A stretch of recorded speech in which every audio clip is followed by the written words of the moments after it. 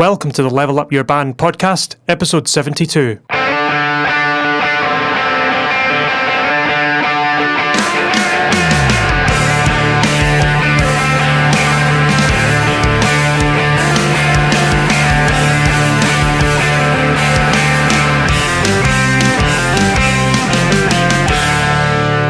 Hello, and welcome back to the Level Up Your Band podcast. My name is Gavin Patterson, and I'm back with Julian Pombo. And he's looking out the window at his brand new car. I am. It looks so nice compared to what I had to drive for. Well, I got my license in 2019. So, anyway, yeah. So new car, that's good. Don't need to. Just one less thing off my mind. So looking forward to driving that later on tonight. Yeah. But anyway, got a slightly more, got an interesting topic for today, actually. Yeah. So this was one that it's not controversial, but it's something that people don't really think about. Yeah. It was based on a conversation I had with someone who's looking to get themselves sorted in this realm, and I thought, how easy would it be to get a band to this point? So basically, convert your band to in-ear monitors. That's kind of I don't know what the title of this episode will be, but it's something along those lines where you should just convert to in-ear monitors, everyone in the band to in-ear monitors. And how do you actually do it? Because when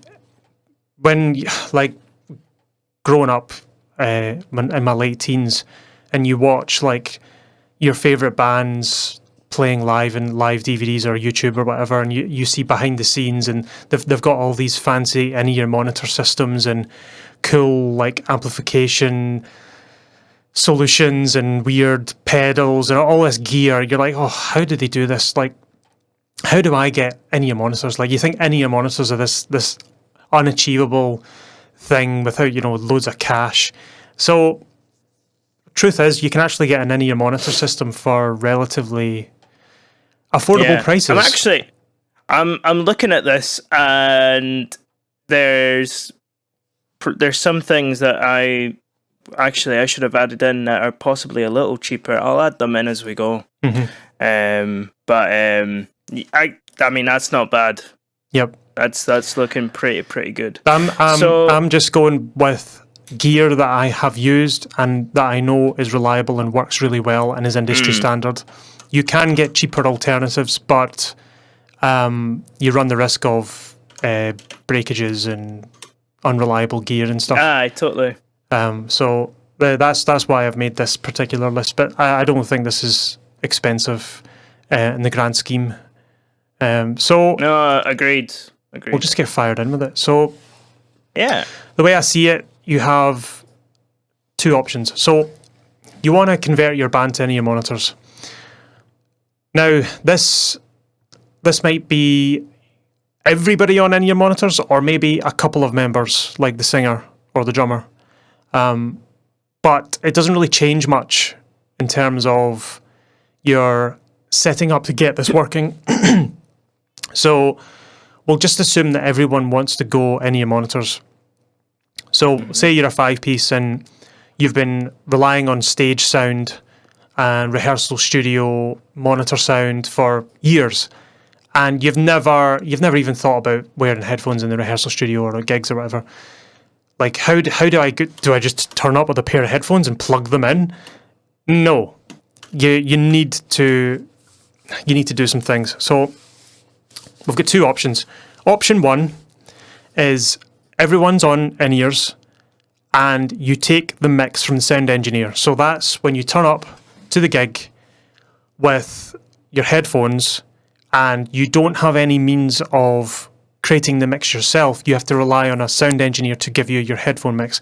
Exactly the same as the way it works just now with your stage monitor. So you go to the sound engineer, hey, can I have some more guitar in my monitor? Can I have some more vocals in my monitor?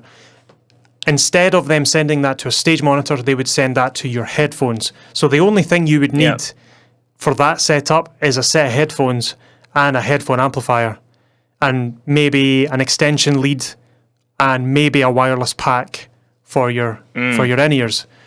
But that's it. Yep. That's all you would need, really. Mm-hmm. What were you going to say? Aye.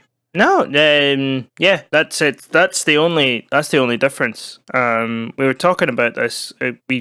Last night we were kind of talking about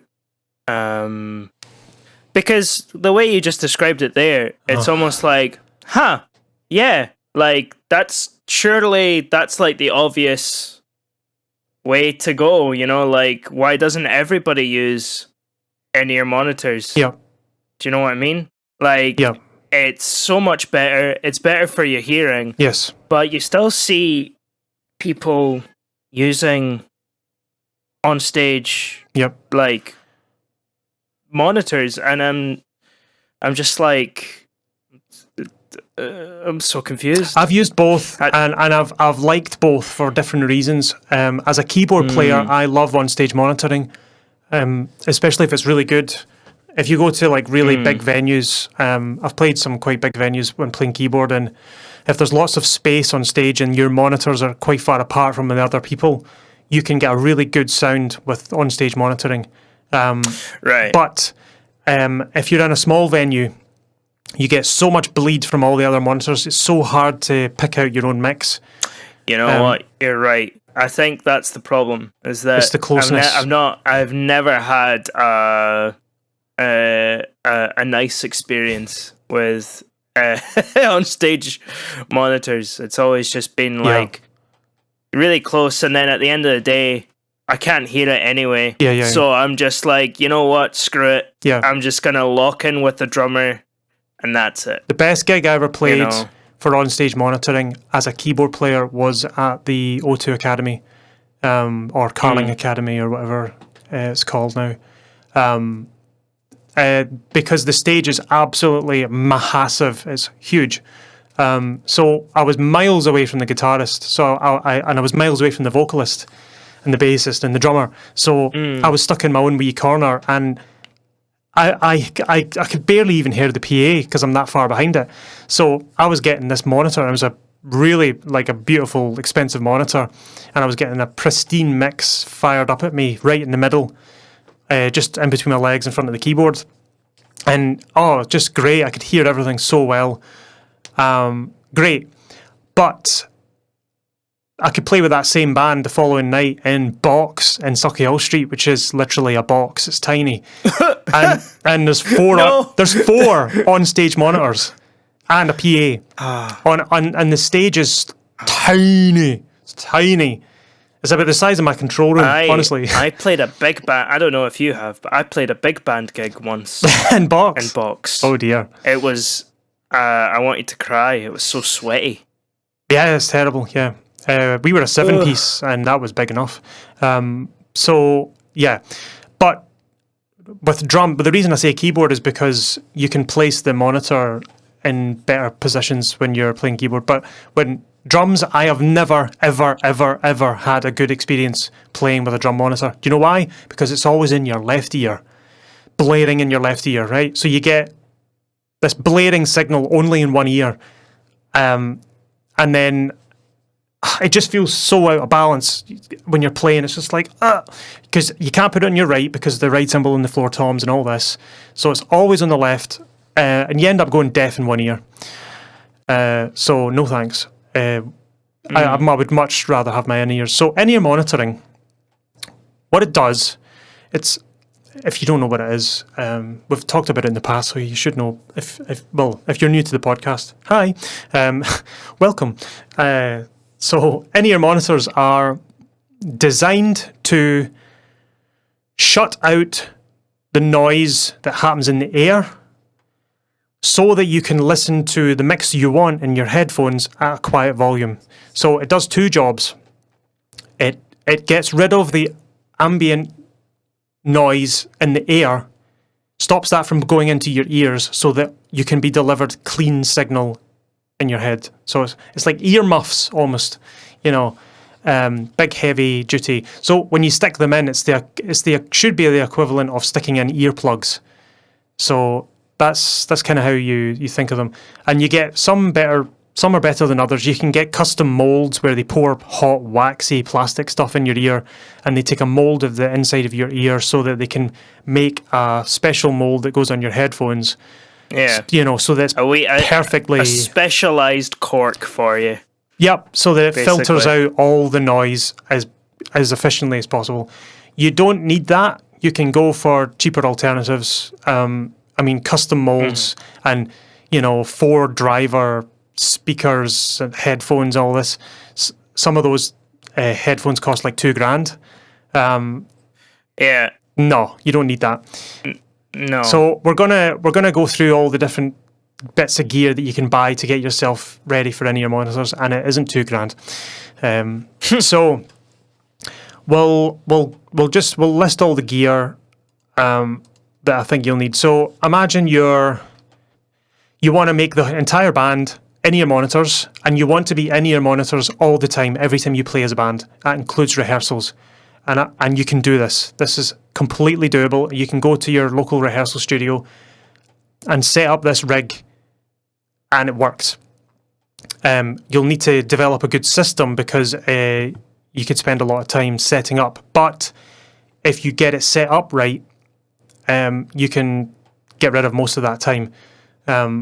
So it won't take as long as you think. So first of all, the most important part, the actual headphones. Now, I've only got one choice here because I think it's basically the only choice that anyone should ever start with. If you're taking it seriously and you want to really get into in-ear monitoring, this is the one you go for, and that's the Shure SE 215s. And they are £90 in the United Kingdom of Great Britain. As of now. as of right now, 90 quid. I got them. Yeah. I got my set in 2014 for, I think it was like 75 or 80. So they have went up in the last, and it's the same headphones. Nothing's changed really about them. And I've had them all these years, and they're still great. I've just actually recently replaced the foam tips. It's not the kind of thing you want to... Well, if you're replacing the foam tips, then it's okay. Because I was going to be like, would you get in-ear second-hand? But if you replace the foam tips... You can. Then, the good thing about the SE 215s is the cable can be detached from the headphones, so you can unplug them. So if the cable gets damaged, you just buy another cable for like a £5. And the foam... I got a pack of 10 foam tips for 12 quid. And that's the first time I've replaced them since 2014. Yeah, because for a second I was thinking, is that gross to like get secondhand in-ears? But then I was thinking, no, because like you can replace all the bits. Yes, yeah. If you want, before you do anything, you can give it a good proper clean. Yeah, but like, so you could always get them. I don't know what they're going for secondhand on eBay. Oh, I couldn't tell you. I've never even considered it because they're so cheap anyway. So I just go get a new set. But if you're buying 5 pairs, then it starts to add up. I would consider just getting the new ones. But the foam tip I was talking about, it's not custom molded, obviously, to your ear. The ones just out the box, you get different size foam tips. So you get foam tips, which is made out of memory foam, like in your bed, if you have a memory foam mattress. It's kind of the same material. And you also have like rubber plastic ones, which aren't as good. They don't block out as much sound, but it sounds better. It's got slightly better sound quality, but I think the memory foam's a little bit better because it blocks out more noise. You can get them for basically half price. Half price, so £45. Second hand, so like £45 to £50. Yeah. Just get new ones. Just get new ones. Yeah. So, but if you're really, short on money, that is an option. I've got a friend of mine who has the 215. So the 215 is a single driver, meaning that it's got one speaker per ear. You get some that are like 2 drivers or quad drivers. You know, they've got four speakers. So what that does is each speaker deals with different frequencies. So you have a speaker that does bass, a speaker that does low mid, you know, high mid, treble. Whereas the one I've got it's just one speaker and does everything. I've never really been that bothered. The sound quality is good enough for me. And I, as I said, I just use the rubber, the foam tips that come with it, and they work for my ears. Some people have weird lugs, weird ears, and they need some special stuff. So you can go. I've got a friend of mine who's got the 215s, and he got custom molds. So he got the custom mold thing done through the Musicians Union. You can go and get a hearing test, and what they do is they give you for £40 they give you a custom mold earplug. And for an extra fee, they can give you a custom mold earplug that can fold over the top of the Shure SE215s, meaning that you can use your custom molds with the £90 headphones. And you can do it for like 150 quid. And you've got really high quality, custom molded in-ear monitors for, 150 quid instead of £2,000. People, do that if they've got funny lugs. Lugs means ears if you're not Scottish. It's definitely an option. I've never bothered because it's never. I've never really had any problems with the foam tips. No, neither have I. Never had an issue. I quite like them. So that's headphones. Basically, it's just exactly the same as your standard old headphones. It's got a wee mini headphone jack. Right. Just like, well, not Apple, because it's all lightning connectors now. Just your old mini jack. It's a mini jack connector at the end of the cable. So it's just a pair of headphones. Like, there's nothing special about them at all. They're just headphones. But you'll need to get yourself a little jack adapter. So that's mini jack to big jack, TRS headphone thingy. I wish I had one to demonstrate, but that's only useful for video. I recommend the T-Bone mini jack to jack adapter. It's like £1.50 maybe. That's the one I use. But what about import? Because T-Bone's Toeman. Yeah, that's true, now, isn't it? Yeah. So it's probably like £50 shipping or something. Well, that's what I was going to say. If you're in the European Union, that's probably a good option for you. But if you're in the States, maybe not worth it. But I'm trying to think. Most stores will it's such a simple piece of equipment. Yeah. It's very difficult to mess up. Yes, make sure it's TRS and not TS, because I've done that. I've got some TS jack adapters, and that's tip sleeve. You want tip ring sleeve, otherwise you're going to just have audio in one ear. And you don't want that. Make sure it's stereo. That's the headphones. So you've got two options. You can either be wired or wireless. Now, if you want everyone to be wireless, that's going to cost you more money because you need to get a wireless system.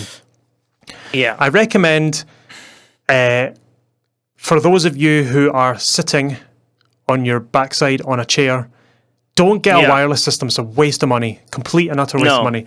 Drummers, don't get a wireless system. It's waste of time. It's pointless. Yeah. I was talking about this with my band last night, actually, because we're going for in-ears, and we were like, right, so realistically, who needs a wired one? Who needs a wireless one? Yeah. And I was, even me as the bass player, I'm kind of sitting there, and I'm like, or rather standing there, and I was like, well, honestly, I don't move about that much. Like, having a wireless pack, like, I was literally thinking about this. I was like, the only thing that a wireless pack would allow me to do is get off the stage faster. Yes. And do I want to spend extra money personally for me to do that because I don't move around that much anyway. You know, You're already and I'm not wired. even like You're already wired because you've got a base. I'm already wired because I've got a base. I'm not even playing wireless. So Yeah. if you're a guitarist or a bass player and you don't have a wireless system already, there's no just go. Yes. You know. Yes. But I think it's really important for your singer. If you're a singer in a band and that's your job and you're moving about and you're interacting with people, you want that freedom. Yes. And it's usually wireless mic as well, because if you've got a wireless mic and you've got wireless headphones, you can jump into the crowd and it's fine. Yep. We have a sax player who's wireless. He has a wireless mic on his sax, and now he's on in-ears, so he can jump about. Our singer is as well. Like I'm looking at the Behringer. It's the PM1. It's £21. So that's like $25 or something if you're listening in the States, something like that. £21.30. There you go, including VAT. There you go. So right, like that's nothing. Yep. You know, I'm assuming you guys are all going to have XLR cables. You know, so that's all it is. It's just you clip in and then you plug in your XLR cable and then you can just feed it straight into your mixer. Yep. You know, you're basically. Do you know what it is? It's just like what you would do with an onstage monitor. Yes. But you're clipping it to your belt instead. Yes. It's genius. Yeah. Assuming that it's not a passive stage monitor. So if you're like I've come across that a couple of times. If you go to the gig and you're like, oh, can I just get an XLR from the stage monitor into my wireless into my headphone system? And they're like, oh mate, it's passive. It's speak-on connectors. And you're like, what's a speak-on connector? I don't know what that is. So if do I have a speak-on? You do. Cable for the people at home? Yes. Looks like that. That's a speak-on boy. So a speak-on cable connector thingy, it's a cable that delivers an amplified signal to a cabinet or a speaker. So in other words, I'm trying to think. Studio monitors typically are active. I'm looking at them just now. Just because they're in front of me. Basically, if your speaker is powered with electricity, it's active. It means it has an amplifier built in. But a bass cab, typically, and even a guitar cab, is passive. It doesn't have electricity, which means the amplification comes from elsewhere. And you deliver that to the amp, to the speaker with a speak-on cable, usually. So you might turn up to a venue and the stage monitors are passive, meaning that they have speak-on connectors, and you can't get a feed because it's in speak-on language. You can get speak-on converters. So I've got one in my cupboard. It's a female speak-on to jack cable. So what I do. Weird.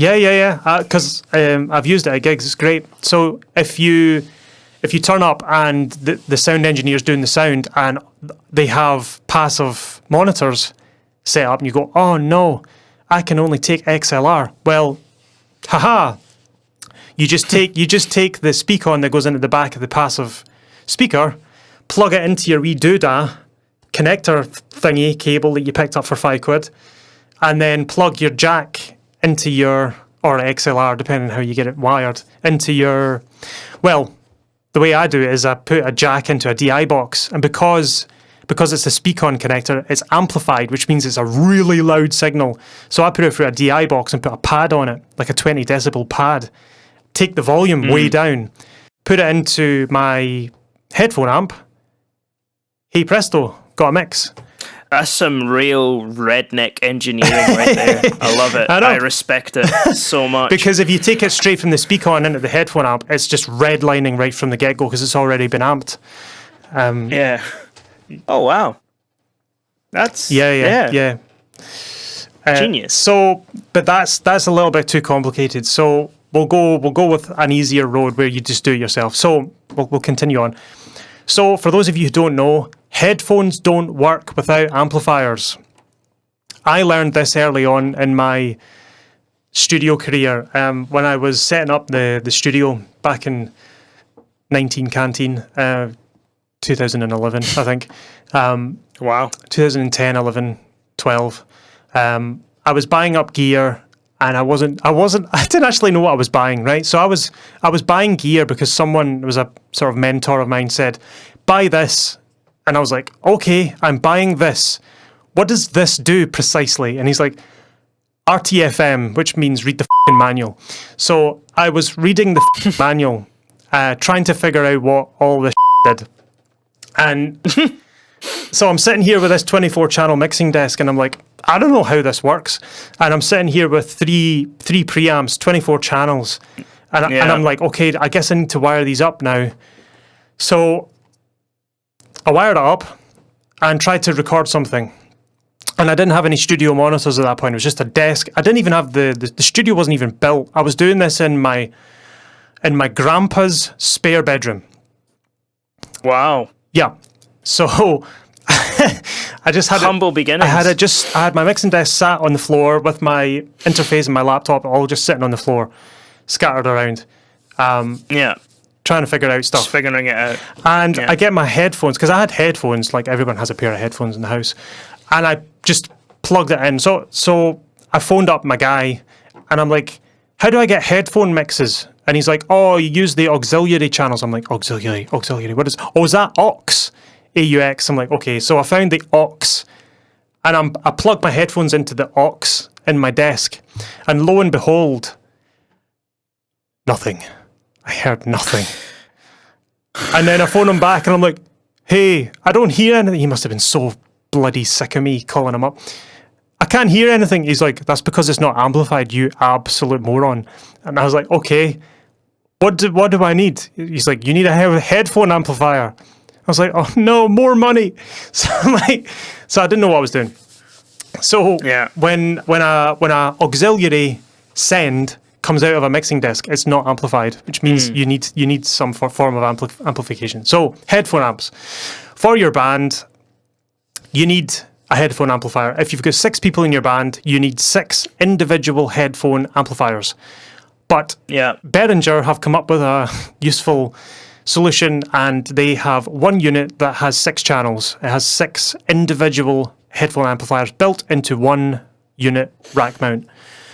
And it's they've actually got 2. I've got 2 listed here. There's the Behringer HA6000 and the HA8000, and you guessed it, the 6000 does 6 channels and the 8000 does 8 channels.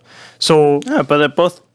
Oh, one of them's with EQ and one of them's without EQ. Yeah. So the 6000 has more control. So the 6000, I have the 4700, I think, which is an older one. It's a much older one, and it's a 4-channel. It's exactly the same as the 6000, but it's just older, and it's only got 4. The one I have is the most popular headphone amplifier of all time. It's so popular. It's everywhere. Everyone has one. I've got 2. I've got a copy. Because they stopped making it. I've got a copy of one in the control room, and I've got one I take out in gigs. If I was buying another one, I would probably buy the 6000, because 6 channels is better than 4 channels, right? So it has EQ on board, and people are just going, what the hell is this guy talking about? So EQ, bass and treble, right?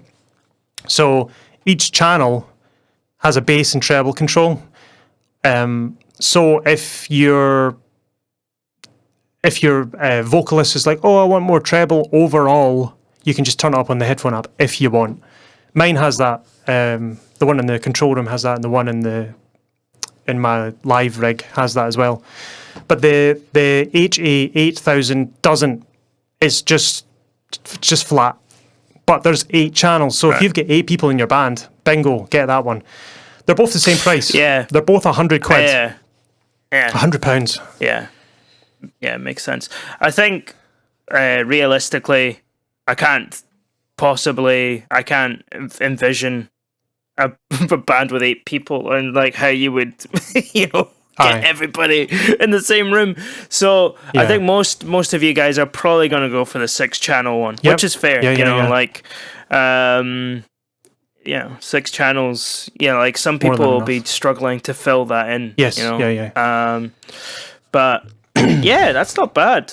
That's pretty good. Yep. £100, 6 channels. So what you do is you can assign a channel to each member. So drums could be 1, bass 2, rhythm guitar 3, lead guitar 4, vocalist 5. Keyboard is 6, whatever. You know, just make it up. And that is always going to be your number forever, right? You just that's your number and remember that to be your number. Yeah. So you plug in from your mixer into channel 1 and then take the headphones out the back to channel to whoever it is, the drummer or whatever. So that's where your wireless packs would connect to. So when you buy a wireless pack, you get a receiver and a transmitter. So you plug you can use the headphone amplifier if you want, but most transmitters have a headphone amplifier built in, amplification. But if you want them all centralized in one unit, you can do that. If you're wired, you just take a line out the back with a big long extension lead. You can buy headphone extension wires. I recommend the one on studiospares.co.uk. It's a UK retailer. I buy all my cables from them. They're exceptional. They only use like Neutrik connectors, and they're just really, really good, long lasting. I've got a couple of 15-meter long headphone extensions. They're really good. Quite expensive for cables. I mean, you're talking, I think £30, £40 for the headphone extension cable. But you can if you want to spend money on something, spend it well on cables, because cables get abused. Yeah. They get stood on and trampled and exactly. It's worth spending a bit of money on. Definitely. On that, you know, because it's the stuff that gets the most abuse you want to spend the most money on. 100%. Yeah. Basically, you know, because it's going to be more. It's just going to last better. Yeah. You know. So if you're wanting to make your own mix instead of relying on a sound engineer, you need a mixer. So I recommend another Behringer product, the X-Air. We're not sponsored by Behringer. We're not. Well, I wish I was. It'd be really cool. I use so many of their products. Man. There's a lot of people that are people not hating on Behringer at the moment. They're being quite sneaky. People are with always hating on Behringer. They've always been hating on Behringer. Since like the 90s, 80s. Since its inception. Yeah. I just remember reading somewhere that there's like some nonsense with like synth patents and things like that. They steal everything. They have been stealing everything forever. It's fine. Yeah. I had an old Behringer mixing desk, which was a carbon copy of a Mackie, the Mackie 8 bus. It was the Eurodesk MX8000 mixing desk, which was exactly the same as a Mackie desk. And they got sued and all this. But who cares? It's a great desk. And it did me a good few years. Anyway, the Behringer X-Air XR18, that's what I recommend. So what it is, it's a little box. It's tiny. It's got 18 channels, so you can have 18 inputs. It's got 6 auxiliary sends, which means you can have 6 individual monitor mixes. Right. Perfect if you've got a 6-piece or less. And it's got no faders. There's no faders, there's no pan pots, there's no nothing. It's just a box. You control everything about the box on an iPad or a PC or a laptop or sometimes a phone if you can get the right app. So it's an iPad mixer. 350 to 400, depending where you get it, pounds. £350 to £400, roughly. That's kind of what I see. eBay, Amazon, Thomann. That's kind of the price range. So it's a wireless mixer. It uses Wi-Fi to connect to iPads, so everyone can have an iPad each and control their own mix in their headphones, each with an iPad. So if you've got an iPad or a Samsung tablet or is compatible with lots of different devices, you can have your own independent wee mixer. Yeah. So It's that's what I would consider getting that if I didn't already have a mixer. So what you could do is imagine a rehearsal. You turn up, right? How are you going to get any of your monitors in a rehearsal? So there's two acoustic instruments in a typical rock band: drums and vocals. So Yeah. in a rehearsal studio, you're usually given a microphone for the vocalist. So instead of plugging it into the PA, you plug it into your Behringer XR18, right? Drummers, microphones for drums. You need microphones for drums so that you can hear it in the headphones. So I've looked up online. There's another Behringer mic pack, a drum mic pack called the BC700 mic pack. It comes with one kick mic, 4 tom/snare mics, and 2 overhead condensers. £75. Yeah. For And, like, 5, 6, 7 mics. Those are mics that you don't have to use just for drums, you know, like those condensers you can use for other projects and stuff. So it's good value for money. Yeah. Yes. Wait, £75 for seven mics. Wow. £10 a Yep. mic. That's a steal. Yes. That's I ridiculous. still record. I record sometimes with mics that are worth that much. I have a kick drum mic that I adore. I haven't used it much lately, but I use it for all my gigs, every single one.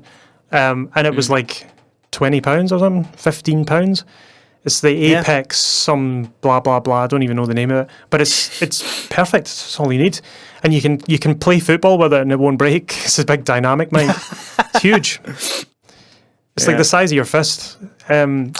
Pretty sure, was it not Bjork I think she used to sing, like, her vocals, she used to sing into, like, a kick drum mic coming out of a bass amp. Probably.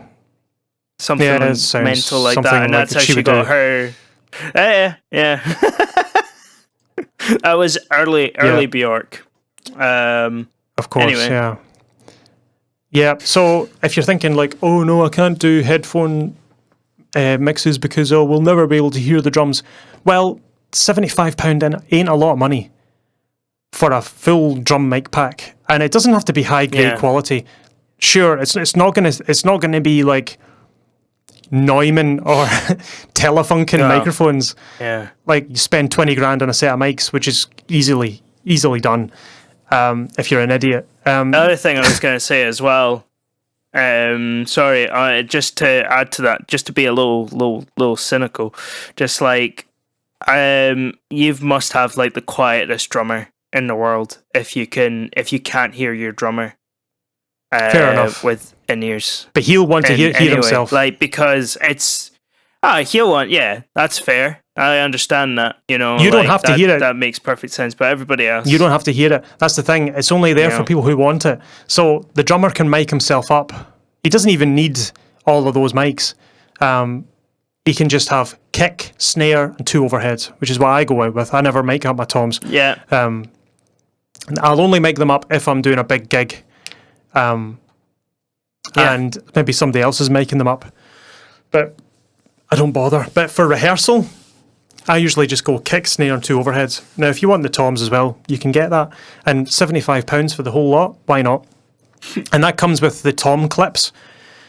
It comes with the clips that you can put on your tom and your snare.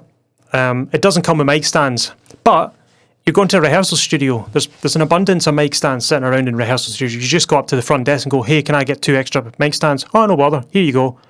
Free of charge for 3 hours. And you just put your overheads on them. And what you can do to save time, get your XLR cable. Obviously, you'll need to buy some XLR cables. Like I said, go to Studio Spares if you're in the UK. Recommend their stuff. It's really good. So get a pack of XLR cables. What you can do is have them plugged into the mics all ready to go, wrapped up with Velcro wraps. So all you have to do is lift them out of the case, plug them in. So there's no faffing about, taking time. you can be set up in no time if you've got it all pre-set, pre-prepped, and you know where all your channels are on the Behringer X-Air mixer. So ready to go. And you can have this all set up in a rack. So what you can do is have all your channels all plugged in from the Behringer mixer, already plugged into your headphone amp in the rack. So you don't have to plug it in every single time. All you have to do is open the front, the door at the front of your rack, and then pull the cables out, plug them into the mics, and you're good to go. It's all pre-plugged essentially. You don't have to go and pull it out of its cardboard box, and because otherwise you would take about an hour and a half to set up everything. So this would mean that you could control individually the mix in the rehearsal studio according to what you want. And guess what? You're all in in-ear monitors. You don't need to use the PA in the rehearsal studio. It's completely redundant, pointless, because you're all in in-ears. You can just not use their PA system. You just plug everything into your Behringer, and then each person manages their own mix in their headphones. So if you want bass, you can have bass. If you don't want bass, you don't have bass. So how do you get bass? Most amps, as you know, Julian, have a line out. And even if they don't, you can just plug your bass directly into the mixer. You know, Use like DI. 99% of bass amps are solid state, so you can just get a very easy line out. You know, it's not like I don't know if you've ever seen a Valve bass amp. They exist. They're huge, and they weigh so much. They're just not. It's not worth it. You know, like like bass is really easy. You know, like my bass amp that I got just has a direct, a DI out. That's it. You know, just plug an XLR in. Easy That's peasy. it. You're done. Straight into the Easy mixer, peasy. and then everyone can have as much bass as they want. It doesn't matter, and you're not having to rely on anybody. If you've got an iPad, you can connect it up to the mixer and get access to your channel. I mean, I don't even think you don't even really need an iPad. Like, if you have a phone, like you can. Sure, it might be a little smaller, a little bit more fiddly. But I've had mixed experiences with the phone app. I can't really find a reliable one. But if you've got a tablet, I mean, most people have tablets nowadays. and if you don't have a tablet, like second hand, it's not bad. You can get second hand tablets like for like, I mean, it's not pennies, but pretty cheap. Or borrow one. If you, This is all dependent. Like, this is not for everyone. There are some people this will suit down to the ground. They'll just think this system is great. And there's other people who think this is terrible and it's overly complicated and everything. But we'll move on. Guitars. So how do you get a guitar into your mixer? Two ways. If you've got like a digital amp, like a Kemper or Line 6 Helix or something like that, if you've already got that, perfect. You don't even need to put it through a speaker. You can just take a line out of your Kemper and put it straight into the mixer, and you've got perfect sounding quality guitar in your headphones. But if you've got an amp, if you've got a big old stinky Marshall amp with a cab, just get a mic. Shure SM57, £80, and a cab mic stand for £20, and just plonk it in front of the speaker, and then put that XLR into the mixer. And you can do that in the rehearsal studio. You don't even need to bring your amp. You just turn up to the rehearsal studio, turn the amp on, put your wee mic in front of it, and hey presto, you've got in-ears and guitars in your headphones. And then obviously your iPads and tablets and stuff. So you don't actually need to use the PA in rehearsal, because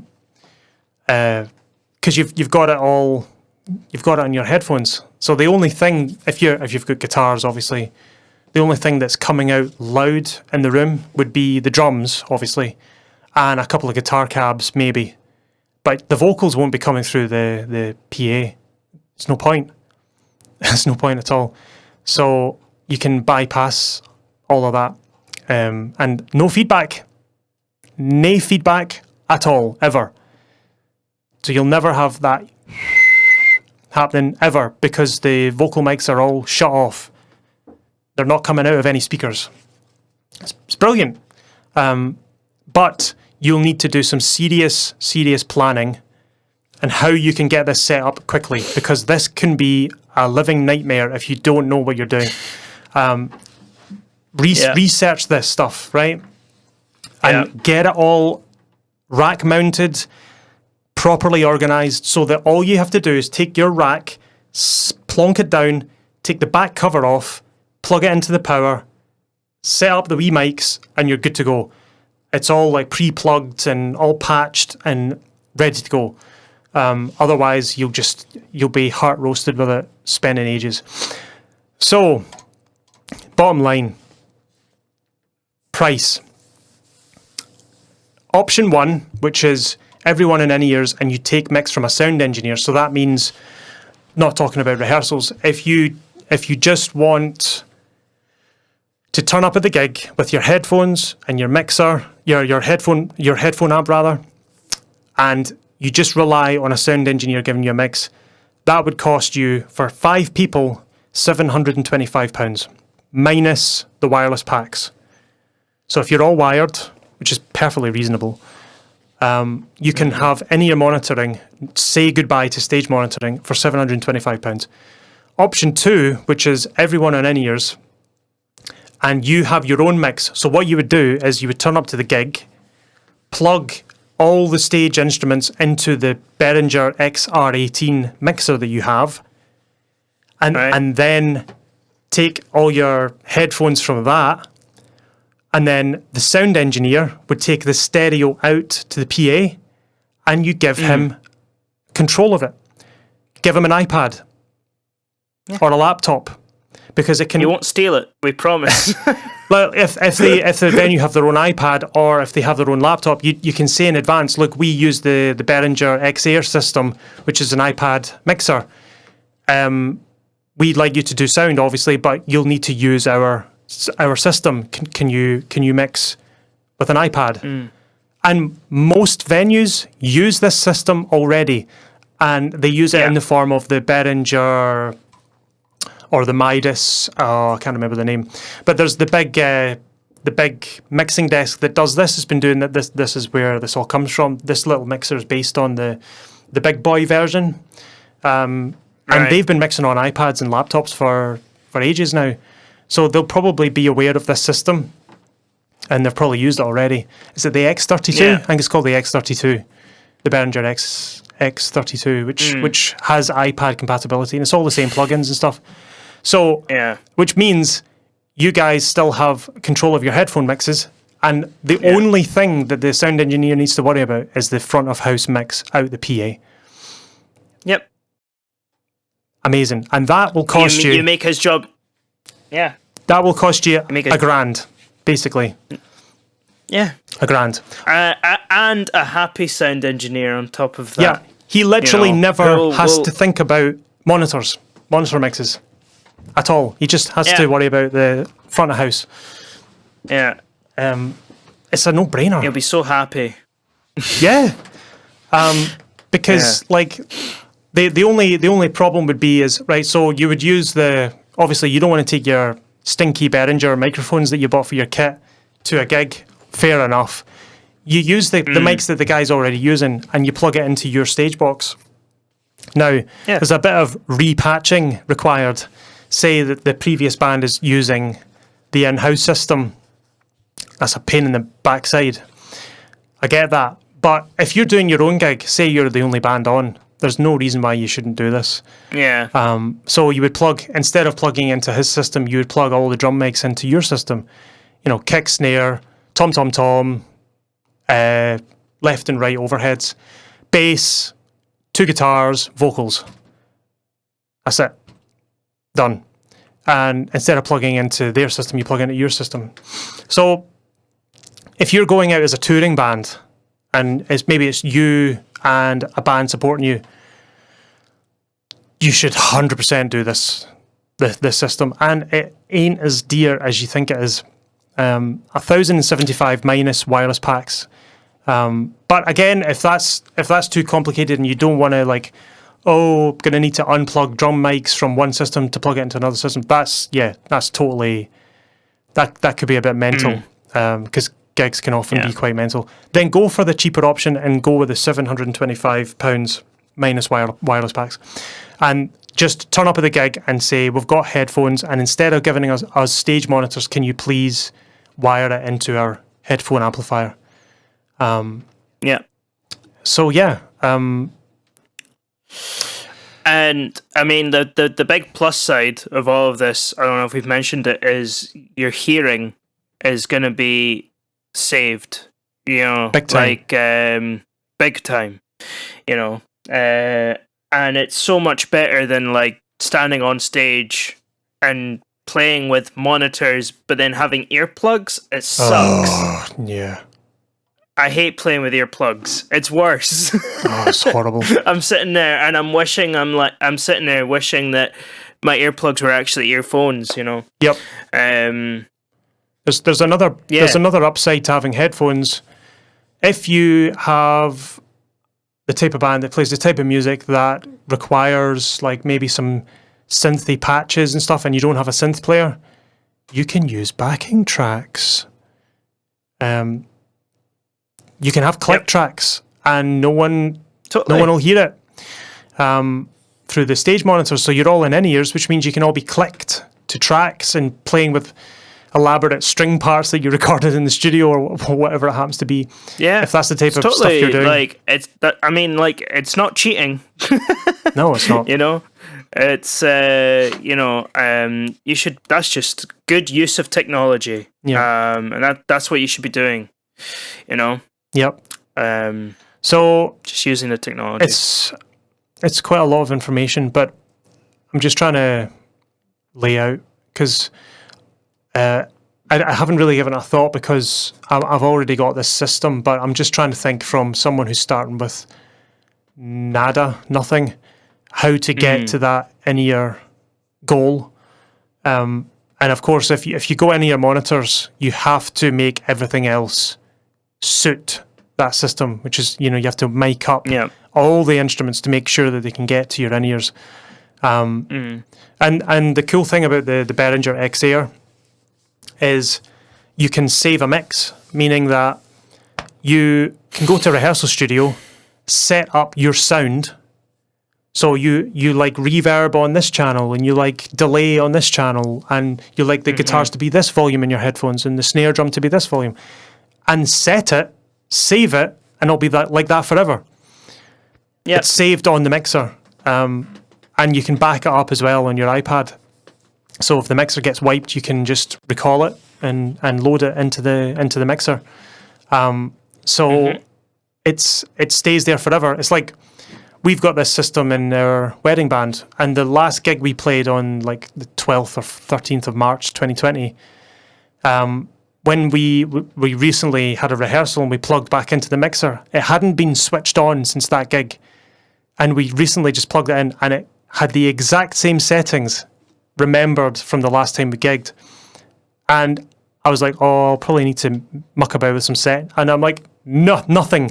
I didn't have to change any of the settings because it was all properly set from when I was last playing. And it was such a breath of fresh air. Because there's nothing worse. Every single gig you go to, you spend ages trying to get your monitor mix right, but it helps immensely if it's 90% there. Sometimes you have to tweak wee things here and there because of maybe the acoustics of the venue or whatever. But it's 95% there. It saves so much time and it makes your life so much better, because all of the EQ problems that you get with different channels and all that's been done and is saved and remembered. It's a better sound. It's a better sound for you and the people listening to you at a live gig. Because it takes down bleed. There's no bleed on stage. There's no monitors blaring, so there's no feedback. It's genius. Yeah, it's a no-brainer. Yeah, a bit of a dense technical episode. Yeah, Lots of gear. Yeah. All the gear nuts that listen to this are going to be going, more gear to buy. Yeah. Yeah, I don't like to Any emphasize excuse on to spend money. I don't like to emphasize on gear a lot, but I've went for mostly Behringer stuff because Behringer, in my experience, Cheap and cheerful has been and reliable. so reliable. I've got 2 8-channel pre's in my studio that I record with. I've got, because this is a 24-track studio, meaning that I can record 24 channels of audio simultaneously. I have 3 units, and each unit has 8 channels, so 8 times 3 is 24. My main set of preamps at the top is just your Steinberg, Cubase 8-channel mic pre, and then I have 2 Behringer 8-channel pre's underneath it. So if you are on channel 1 to 8 in my studio, you're on Steinberg audio. But if you're on channel 9 through 24, you're on Behringer. And actually, my channel 17 to 24 is the old Behringer machine, so it's just Behringer.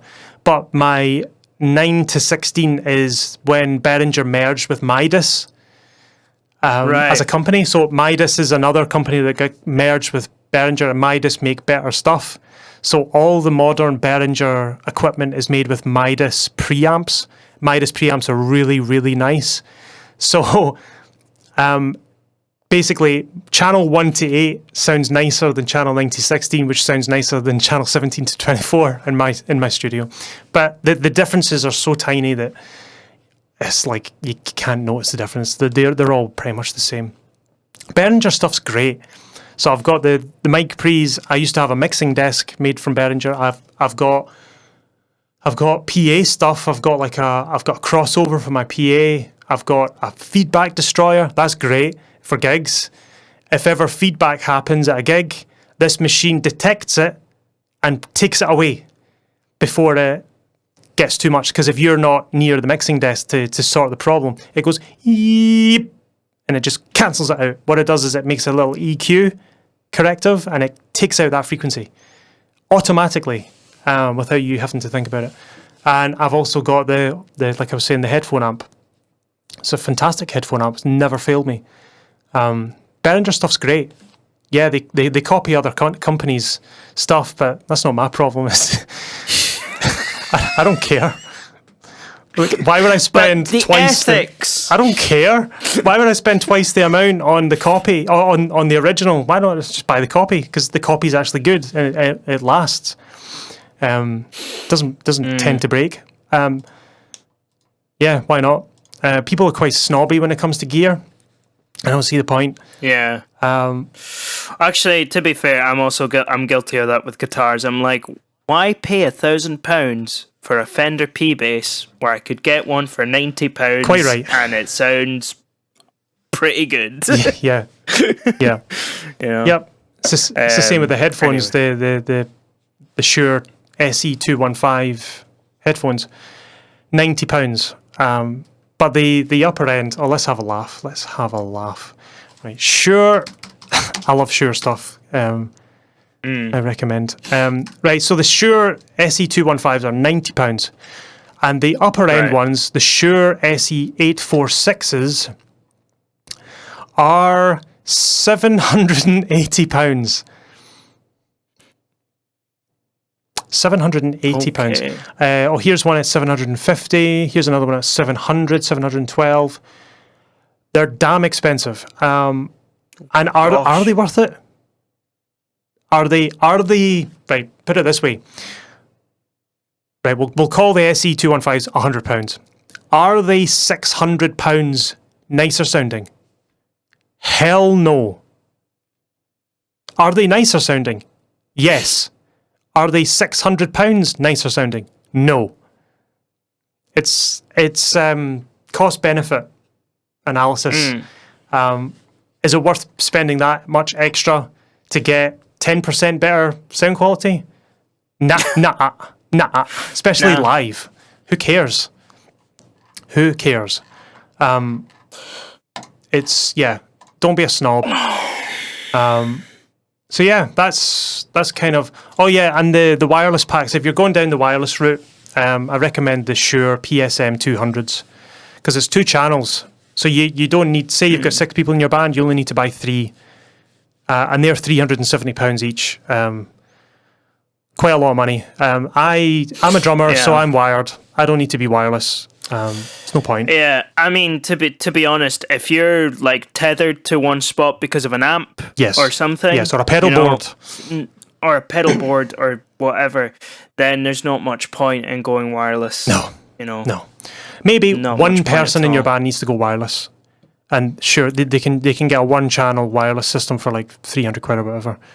Fine. And even then, like even with a wired system, you can still move about. You can. It's not like you have to be, rock solid. You can't move. You can still Get a long cable. move here, move there. Like you can probably move as like if you have a pretty long XLR, you can probably move as long as the XLR lets you.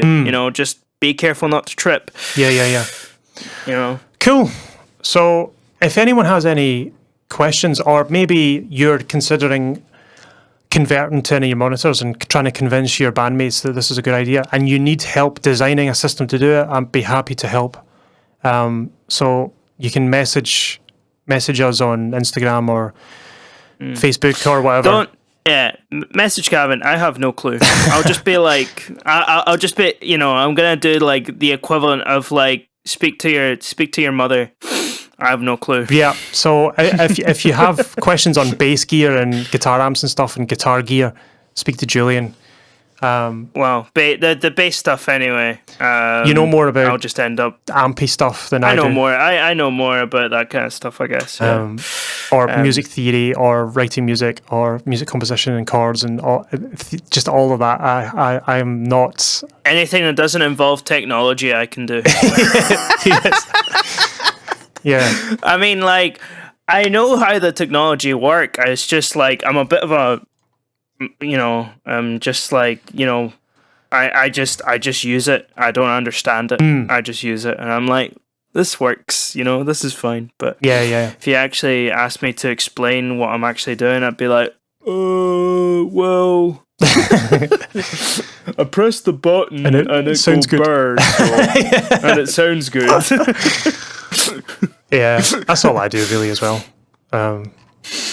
So yeah, please, if anyone's confused or needs help designing their own system, let me know. I'd be happy to help set folk up, because I'm a bit of an evangelist when it comes to in-ear monitors and spreading the good sound, spreading the good news of in-ear monitoring.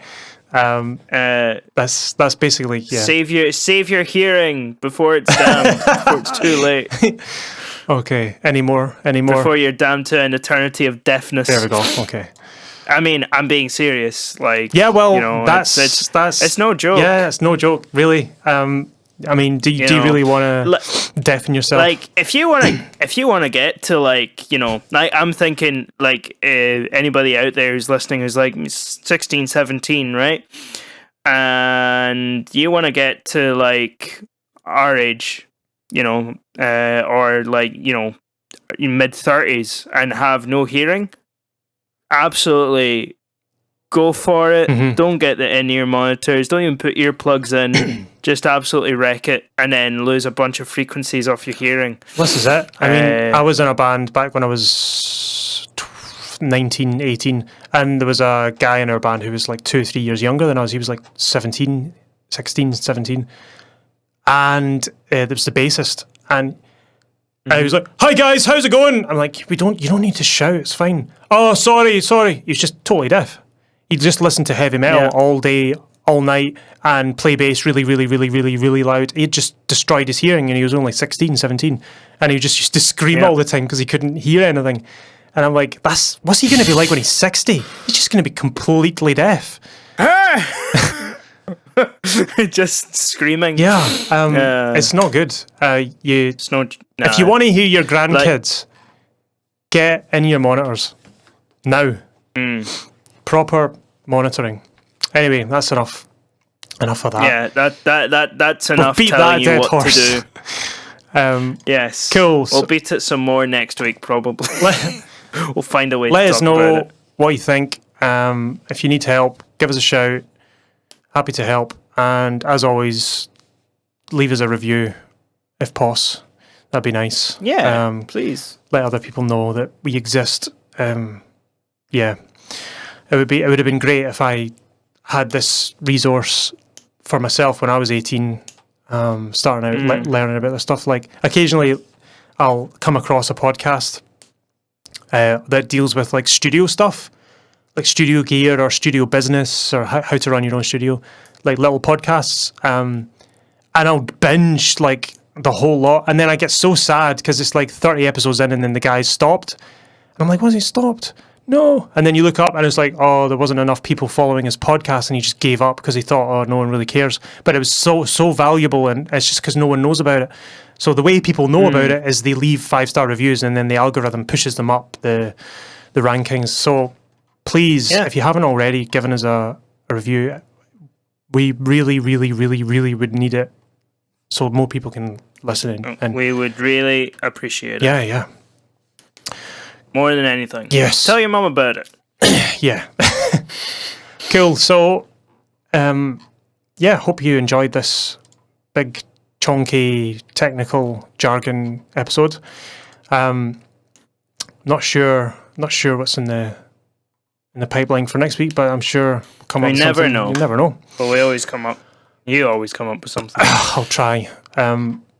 Cool. So, hope that was helpful and you get something from it. And I hope you have a fantastic week, and we'll see you all next time. Bye. Bye.